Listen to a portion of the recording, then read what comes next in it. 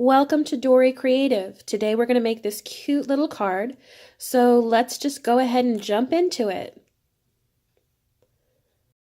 For this project I wanted to combine some stamp sets, so I've got a couple of Lawn Fawn stamp sets as well as My Monthly Hero from Hero Arts. I started out with just placing out all of the different stamps that I had wanted to go ahead and use in this particular card.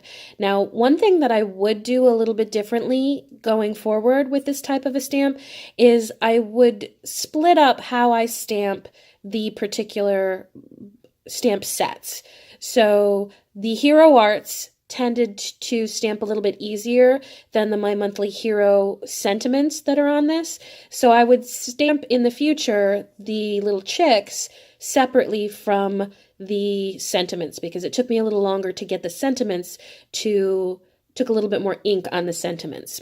So I'm speeding this up quite a bit just because it's just basic stamping. Making sure I'm cleaning my work surface because I'm getting ready to go ahead and do some distress inking, and I want to make sure my surface is pretty clean. Now I did want this card to have a little bit of a curve on two of the corners, on the offset corners, so I'm using my corner chomper to go ahead and do that. This way it will be done, and then that way when I go to use my distress ink on it, it's already in the shape that I want it to be. You can do it afterwards. It's really up to you and what your preference is. I'm using some low-tack tape to just mask my edge, and this is something I do quite a bit. This is a low-tack painter's tape, and I use it quite often when wanting to mask because it's nice and thick. It sticks really well. I can reuse it a couple of times and it gives me that clean edge. And I'm using the Black Soot Distressed Oxide, and I'm just going in and doing the outside edges. I'm going to cover up most of this.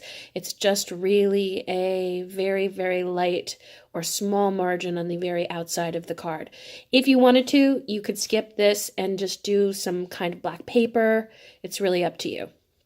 And I'm cleaning my surface again really well because I want to work on it. Now, I do like to use my gridded mat quite a bit, so I put that back down knowing that I wasn't going to be doing any more ink blending. So the next thing I'm going to do is I want to draw a kind of a branch or a line in between the top chicks and the upside down chick. And to do this, I'm just using my T-square ruler, and I'm using my Copic 100 classic Copic marker just to get that nice, great, straight line so that my chicks can be standing on kind of a branch. And then what I'm doing is there was a little bit of a distance between their little feet and the line, so I'm going in and making sure that their little feet meet that line with a Copic multi-liner pen. So it's very simple, just kind of cleaning up the look so that everything meets and they're all sort of connected to that center line. I'm going to be doing some matting of this image, even though this is going to be an image or a card that I can send in the mail pretty easily. I do want to make sure that I'm sort of matting this, so I want to make sure that this is a little smaller. So whereas this card was originally 4 1/4 by 5 1/2, I'm cutting it down by 1/2 inch on two sides to make sure that I have some space to be able to provide a mat for this.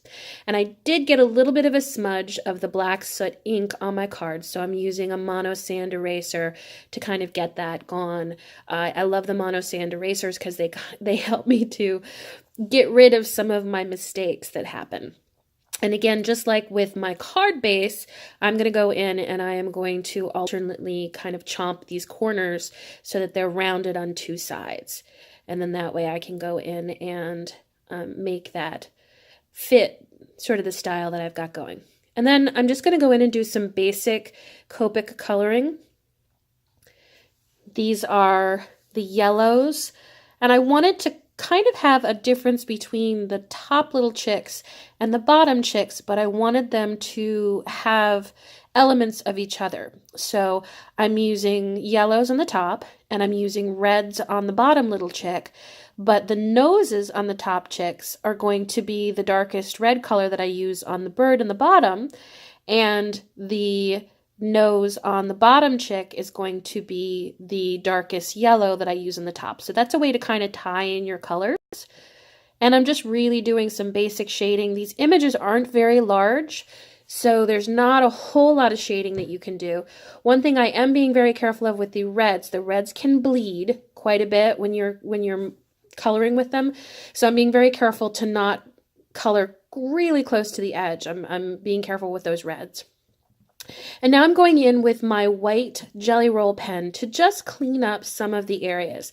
One of the things that's great about the white Jelly Rolls is you can use them for accents, but you can also use them to clean up any areas of your card that might have gotten misstamped or that you just maybe exceeded a little bit when you're coloring. So they're a good way to go in and really clean up your images. So I use them a lot for that. And now I'm just going to go in and start to mat up this particular image. And I found a red that I really thought matched well with my little red chick. And I cut it down to the size that I wanted it. And I'm just going ahead and matting this. So this mat that I'm using, this red mat, is 1/4 of an inch larger than the white colored cardstock or the white cardstock that I've got my little chicks on. Now I'm going to make it a little bit of a pop. So I'm using some Creative Cloud or some creative foam. And these are just foam sheets that I get at Walmart. They're already cut down to size. They're already cut down in these kind of 4x5 size. But what I've done is I've just gone ahead and made with my scissors a tick mark where I want to cut this to fit it.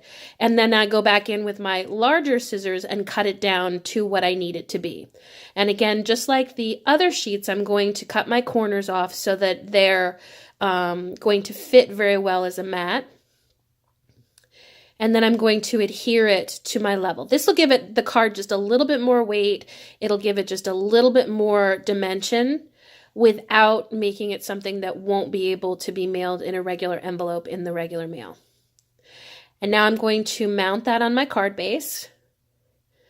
I did have a little bit of trouble mounting this. If you'll notice when I put this on my card base, I have a little bit of a white at the bottom, so I am going to trim that off.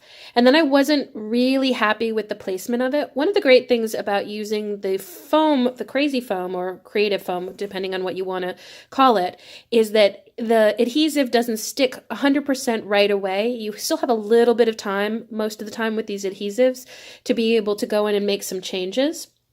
I think my card base was just a teeny bit small, because I didn't get as quite the fit that I wanted, but you know, after adjusting it, I'm pretty happy with how it turned out. And then now I'm going back in and adding in a few little white accents on my chicks. Just a little bit, little swoops, little dots, just to give them a little bit of dimension without adding any weight to them. Just very, very quickly with my white Jelly Roll pen, which I love to do. And that's it. It's a very simple card. It's able to be mailed in the mail. Without any extra postage. And it's just about having a really fun little card to send to someone special. Thank you so much for joining me today. If you like this video, be sure to hit the like. And if you'd like to see more from Dory Creative, hit the subscribe and the notifications. Thanks. Have a great day.